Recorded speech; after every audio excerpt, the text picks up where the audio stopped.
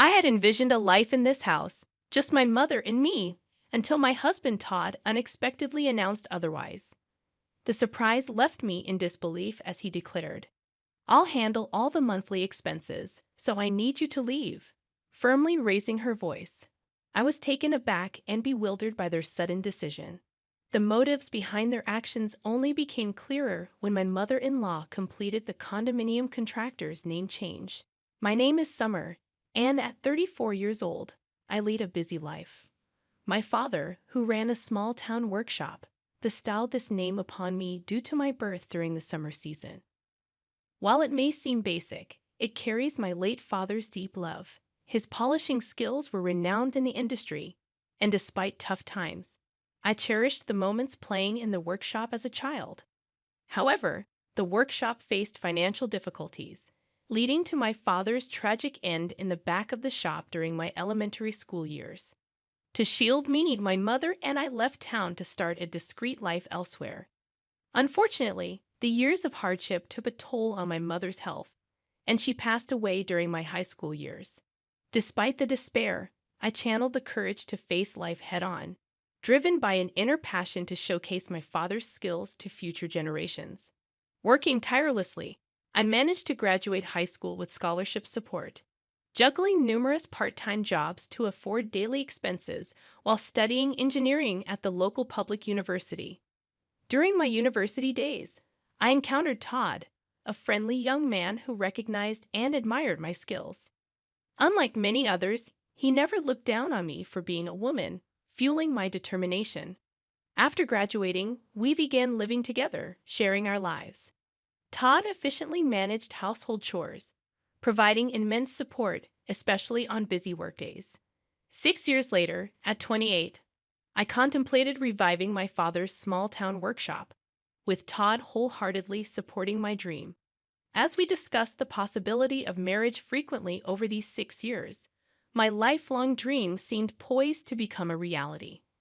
However, my primary focus was on rebuilding my father's workshop before considering marriage. Todd respected this wish and patiently waited. To raise funds, I opted for crowdfunding, leveraging my position as a female engineer. I incorporated the uniqueness of my story into the advertising campaign, aligning with the societal shift towards increased support for women. Carefully planning and persistently securing funding and the right personnel, after 4 years of effort, I successfully revived the town workshop. Mindful of the financial struggles the old workshop faced, I introduced state-of-the-art equipment and gave the factory a modern and sophisticated design. By establishing facilities and systems conducive to women, I aimed to create a workplace that was both productive and female-friendly. These efforts quickly elevated the workshop's status to top tier within the industry. While some might perceive my success as luck, it was, in fact, the result of numerous challenges and tireless efforts. Todd, my university partner, knew this best. However, Todd's career faced challenges, and while his colleagues progressed, he remained a rank-and-file employee. Growing frustrated, he started expressing his dissatisfaction, saying coldly, "You're really lucky to have succeeded. There must be someone better for you than me, right?" I repeatedly reassured him that my success wouldn't have been possible without his unwavering support. I genuinely believed his involvement in my life and career was indispensable. To express my deep gratitude and love, I proposed marriage. I valued his special presence, pure and warm-hearted sensitivity, bringing happiness to my everyday life. Despite finding great comfort and solace in his presence, I began noticing changes in his heart over the 10 years since we became adults. My hope was to dispel his insecurities through marriage. Upon deciding to marry, we rushed to inform our families. Contrary to my expectations, Todd's family home was an old, decaying wooden house that raised concerns about its stability. When Todd's mother first saw me, she remarked, "You're the daughter of the wealthy business owner they often talk about," reflecting my past fundraising and media exposure. In the pursuit of success, I had emphasized the importance of first impressions, but the reality of Todd's family background differed from my expectations. I dedicated considerable time and effort to my attire and appearance, aiming for a suitable impression. However, from my mother-in-law's perspective, my outfit might have appeared flashy and excessive. She started speaking in a sarcastic tone, implying that I owed my appearance to Todd's assistance. Despite feeling grateful, I sensed tension as I entered their quiet old house. Todd seemed to have something on his mind, but remained silent. His father, in tattered clothes and with a restless demeanor, reflected the atmosphere of the home. Apologizing for the state of their house, he acknowledged its issues and conveyed that it might differ from the appearance of a wealthy household. Trying to calm myself, I internally took several deep breaths. Each time I made a casual remark, Todd's parents responded with comments about how rich people have different ways of thinking and values than common people like us, making genuine conversation difficult. Back at home, I asked Todd about his parents' views on wealth, and he shared surprising facts. Since childhood, he was taught that fancy apartment buildings were probably built on wrongdoing, and wealthy people engaged in shady dealings. They were believed to lack understanding of others' feelings or hardships, and Todd was advised to avoid befriending children from wealthy families. Although I hadn't grown up in a wealthy family myself, I found it intriguing to understand the roots of his parents' strong feelings. Even afterward, Todd's parents disapproved of our relationship. His mother often expressed concern about me making him do too much, while his father advised him not to let married life be completely dominated by his wife. These sentiments seemed to contribute to Todd's declining self-esteem. Behind my successful career was a desire to fulfill my late father's dream, not a wish to look down on others or use them. Despite Todd previously discussing this with his parents, my social success left a lasting impression on them. Attempting to improve our relationship, I communicated and tried to understand them multiple times. However, no matter how much goodwill I showed, Todd's father approached me with bias, saying, "This is how rich people think." Their reactions gradually closed off my heart. Meanwhile, as Todd visited his family more frequently due to his father's deteriorating health, we started distancing ourselves, even though we were married and living together. About 2 years later, he suddenly announced that he had decided to quit his job because he was too busy with things at home. I was infuriated that Todd made such a significant decision without discussing it with me first. At that point, our relationship had deteriorated into a mere formality, lacking meaningful and sincere communication. He claimed to be busy with housework, but in reality, he frequently visited casinos and racetracks. When I confronted him about his actions, Todd dismissively suggested hiring a professional housekeeper, stating that he wasn't my servant, and we had enough money to cover the expense. His words left me deeply shocked and at a loss for a response. Around that time, Todd's father's health worsened, and he passed away. 2 months after receiving this news, my mother-in-law and Todd visited my house, and he unexpectedly declared, "I plan to live in this house with my mother, just the two of us." Taken aback by this sudden statement, I stood there speechless. Todd went on to say, "I will pay the monthly rent, so I want you to leave." Shocked by this demand, I could only ask, "Wait a minute, are you really able to pay the rent, Todd?" Instead of a reasonable response, my mother-in-law yelled at me, expressing her anger and stating that she couldn't forgive me for belittling them. Todd, dissatisfied, sighed deeply, proclaiming that he wouldn't tolerate being bossed around anymore and intended to live life on his terms. Surprised by their intense attitude, I momentarily lost my words. Reflecting on their past actions and words, I realized that dealing with them would be extremely challenging. I responded firmly, "I understand. I will leave this house next month." Unsatisfied, my mother-in-law pushed for an even quicker departure, demanding, "Can't you just get the hell out of here and leave next week?"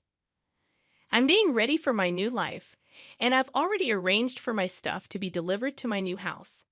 Her abrupt demands puzzled me, considering I had just decided to leave. Unable to comprehend her reasoning or course of action, I hesitated. In response, my mother-in-law raised her voice even more, asserting, "Someone as wealthy as you should leave them moving to professionals, right?" She repeated a sarcastic phrase, implying that she viewed the wealthy as something special or different. Initially, I considered it proper for them to move to a new place since I was the one who contracted for the house. However, my mother-in-law continued to assert strongly, "This house belongs to Todd. No matter how much you earn, I won't allow you to hide that fact."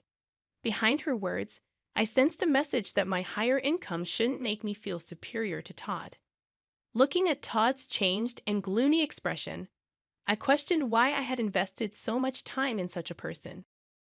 In this unbearable situation, where living with them seemed insufferable, and I wanted to avoid sharing the same space, breathing the same air, I concluded that it was time to seriously consider divorce.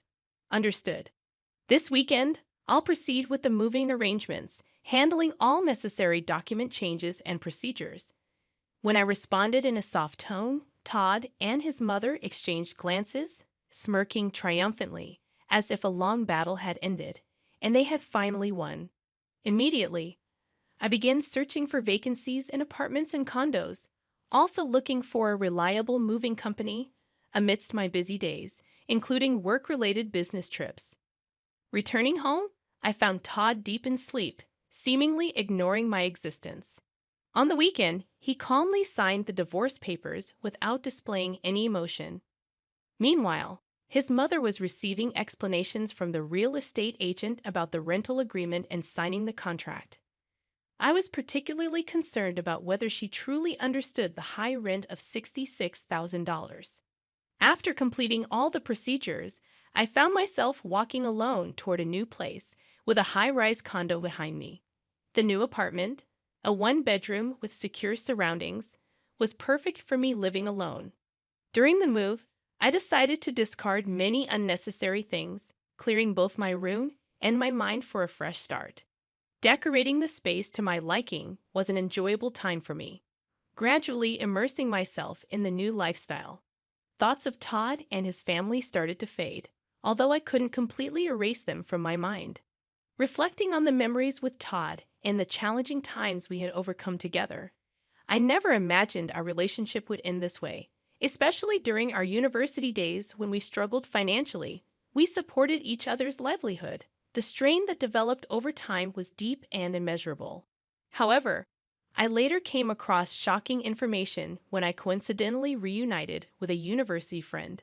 She told me rumors of Todd flaunting around in city clubs.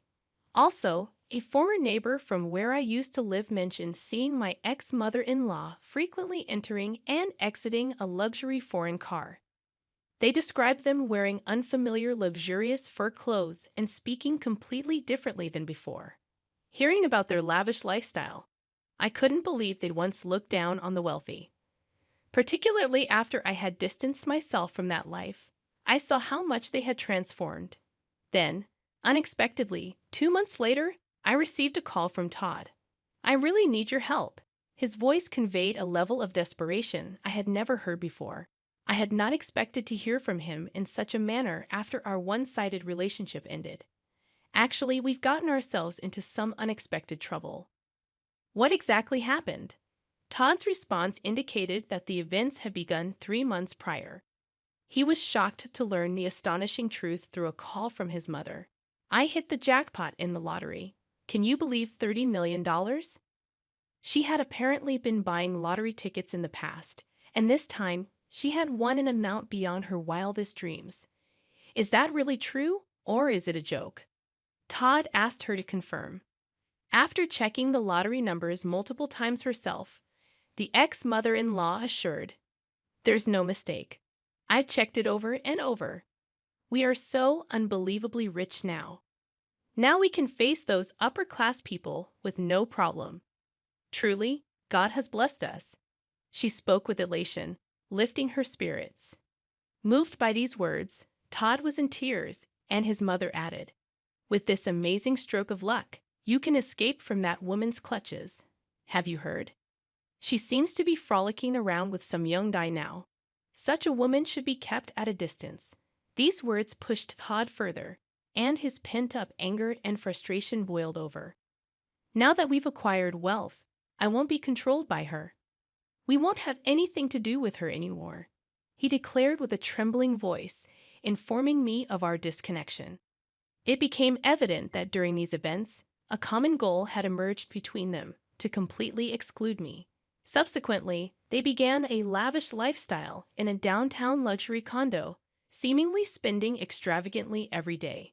Todd used his savings liberally, and the ex-mother-in-law spent her late husband's inheritance without any reservations. Excited, they decided to go to the nearest bank to cash in the lottery ticket. However, at the bank, they faced a shocking truth. The lottery ticket they brought was from the previous year. Disbelief and dismay spread across their faces. It turned out the ex-mother-in-law had been comparing last year's lottery ticket with this year's winning numbers. Amidst this commotion, there was a deep-seated fear that somehow I would take their wealth from them. Surprised upon hearing their story, I was at a loss for words. "That's truly unfortunate and sad." I conveyed my sympathy. Just as I was about to end the call, Todd spoke up again, asking, "But we should have a right to alimony, right?" Continuing to claim without any basis, he added, "You were cheating, right? On that fact alone, we should be able to claim alimony." Explaining his situation, Todd felt stressed about the house and believed he had the right to demand alimony. However, it was clear in my memory that Todd had quit his job on his own accord. My emotions surged, and I couldn't tolerate such baseless claims. "I can't believe you would say such a thing, you sleazy man. Are you for real?" I raised my voice involuntarily. In this moment, my usual calm judgment and strong resilience frayed. Perhaps sensing my anger, I could feel Todd's surprise and confusion over the phone. "Truly, it's me who should be seeking alimony. You only think about yourself, heartlessly kicking me out always. That want-to-be-rich spiel, I heard it so many times. Why do you and your mother complain so much? I can't tolerate this attitude of just being jealous without making any effort." I continued with an emotional outburst. After my emotional outburst, there was a moment of silence. Then, I felt a sense of clarity and hung up the phone. Their mistake with the lottery ticket astounded me, but now it was none of my business. Whatever fate they met was irrelevant to me. Days later, as I walked in front of my factory, I saw my ex-mother-in-law in a visibly deplorable state. She appeared before me and began to prostrate. "Please help me. We can't afford to return the $66,000. Please come back and be a part of our family again." That should have been clearly written in the documents. Why didn't you check them thoroughly? Didn't you understand how serious it all was? "And about that lottery ticket," I murmured slowly, choosing my words carefully. "Will you truly abandon a mother and child struck by such misfortune?" After a pause, I shook my head calmly and said, "I believe that luck, in many cases, is something you forge for yourself despite hardships. I have strived to carve out my own destiny. How much of that mindset did you have?" My words left her with a surprised and somewhat regretful expression. Struggling to find a response, I walked past her and started walking in the direction of the building. After a short walk, I turned around to find my former mother-in-law still standing there. But I never looked back again and kept walking, focused on the path ahead. As expected, Todd and his mother were eventually evicted from the luxury condo. They chose an old wooden shack as their new dwelling, having spent all their savings. Now they spend their days working various part-time jobs to support themselves and save for the future. Over the following years, I dedicated myself to my work, and my factory grew far beyond its original small-town scale. I secured funds to purchase a larger plot of land nearby and established a new state-of-the-art factory there. This newly built facility was designed with the comfort of the entire family in mind, complete with maternity leave and childcare facilities for employees. Although my parents were not able to witness this success in person, every time I see a smiling couple with their children visiting the factory, I remember myself as a child and feel a deep sense of relief and happiness at the sight of them.